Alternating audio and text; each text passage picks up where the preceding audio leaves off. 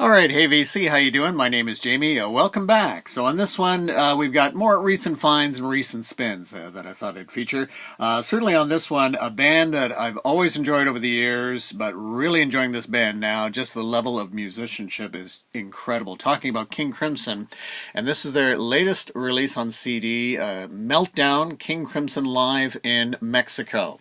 And this is a 3 CD Blu-ray set.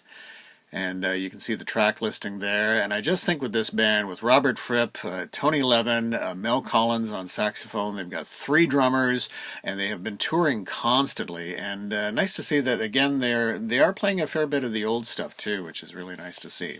So, this finally arrived. I haven't had a chance to peruse it, but it comes in a nice slipcase here.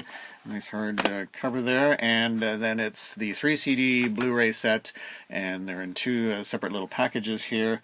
So we'll take a look at the first 2, and it opens up like this, and the booklet simply slips in like that. We'll take a look at that in a second. So there you have that. And then the first 2 discs there. And nice to see that they include inner sleeves for the CD, which I think is just a nice touch. And quite simply, there you go. And again, some interesting photography and artwork when you've got sort of the cover like that, which they feature on the first set, and then on the next set they include the drummer there. So boom and boom. I don't think Robert Fripp, though, is anywhere in these photos. It's clearly taken by Tony Levin, who's taking this snapshot in the mirror there. But there you go. Don't want to spend too much time on the artwork there, but we'll take a look at the booklet here. And again, I don't know if this group is ever going to get nominated for the Rock and Roll Hall of Fame. They really should be there, but maybe someday, but I don't think anytime soon. But as I mentioned, yeah, this band has certainly been touring constantly, playing all over the world, and just sounding just great. I really just do like this particular lineup, and King Crimson has certainly had lineup changes over the years. There's Robert Fripp there. But I just think this lineup sounds great. The adoring fans there. And cheers. Alright, so that's, that's the Meltdown, live in Mexico.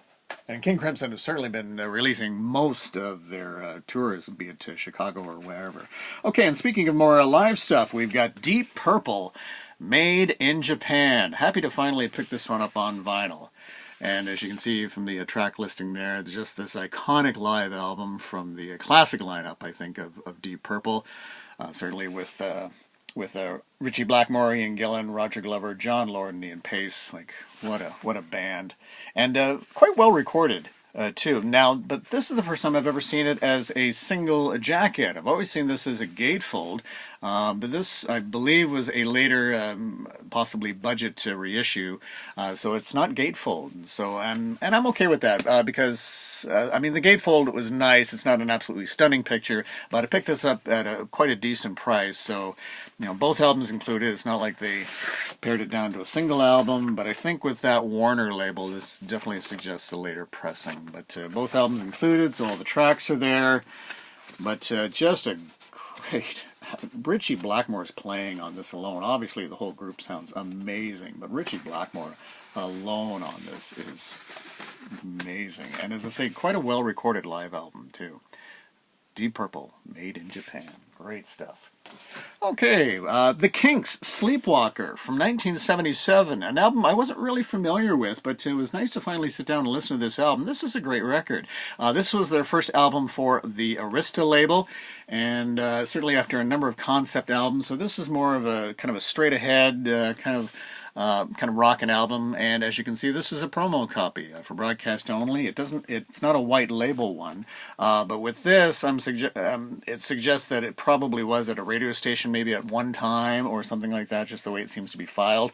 And I don't know if you can see here, someone in the past has written Records on Wheels, which was a record store chain in Ontario and I think Canada as well. But Records on Wheels. But so I don't know all the previous owners of this one, but it's nice to see it's got the inner sleeve. You know, great picture of the band. And as I mentioned, on the Arista label.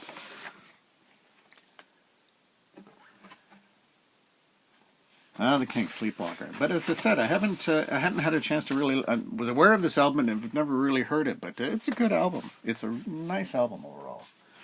Okay, and I don't know if I have featured this one before. I don't think I have, but it's Country Joe and the Fish, Electric Music for the Mind and Body. Psychedelic from 1967. What an album. Just the way, in terms of counterculture and certainly quite pointed comments, certainly at the U.S. president at the time, Lyndon Johnson, and man, what a debut on Vanguard. And it plays great. And yeah, it's just, if you love psychedelic music, obviously it's just one of those must-haves. Country Joe and the Fish on Vanguard. Electric music for the mind and body. Great album overall. Okay, we've got some more live stuff. This is one I've never owned on CD. I have a lot of, Jethro Tull box sets and whatnot, but I've never owned this on CD, and yeah, picked this up on vinyl. Jethro Tull live, Bursting Out, and this is from 1978. And overall, it's not a bad recording. It's not great, but the performances on here more than make up for it. Great energy with the band overall, and I enjoyed it.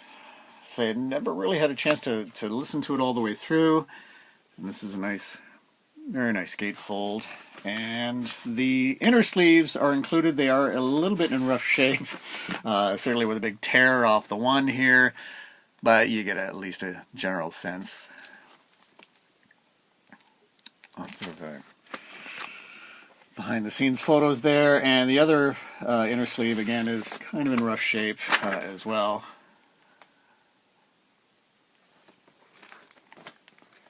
And certainly another band not in the Rock and Roll Hall of Fame. Maybe someday, but I hope if they do include Jethro Tull that they do include this lineup, which I think is really the classic lineup for Jethro Tull, arguably. Of course, some Martin Barr, but these musicians as well. And yeah, they're listed here. Like, these are the guys who did Songs for the Woods, Heavy Horses, a lot of the great Tull albums through the 70s. But yeah, but enjoyable overall. Again, not a terrific recording. Again, it is a live album, but certainly enjoyable overall. Some really great performances. Okay, and another live album for you. I always look at this album and just think, oh gosh, this really should have been a double album at the time. Genesis, their first live album with Peter Gabriel. And it certainly got some great songs. It's a nice snapshot in time with Watch of the Skies, Get 'Em Out by Friday, The Return of the Giant Hogweed, Musical Box, and The Knife. Certainly a great representation, but unfortunately, Supper's Ready, that should have been included, and in fact, this photo is them performing Supper's Ready, but Supper's Ready would have taken up an entire side of an album, and so, deciding to release it just as a single album. I think this album was quickly put out because they were in between albums, and the record company wanted something out. But yeah, it really should have been a double album. But hey, absolutely enjoyable. Peter Gabriel there at some of his finest. All right, and yeah, we've got a little bit of Canadian content for you. Picked up another album from the band FM. This is a band that released albums through the 70s and 80s, a Canadian band. Nash the Slash was an original member of the band, came back to the band in the 80s, but this is their album again with Ben Mink, who replaced Nash the Slash, and this is the last album that features Ben Mink on, and Ben Mink would go on to work with Katie Lang, in fact.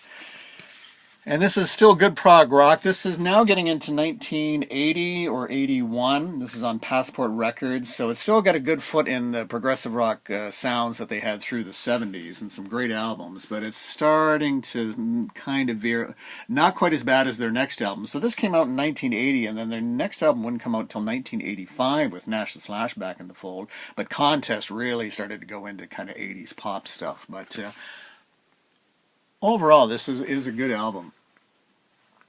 And I do like a lot of their albums with Ben Mink. All the lyrics included there. And we'll just take a look at the label. And this was on Passport, a label that was distributed by Capitol Records Canada. So, Passport. Oh, all right. Great group if you haven't checked them out. Certainly there's stuff through the 70s as well, FM. All right, and that's going to wrap it up for this one. Thanks again for stopping by. I certainly do appreciate it. Hit subscribe, and we'll chat again very soon. Take care. Bye-bye.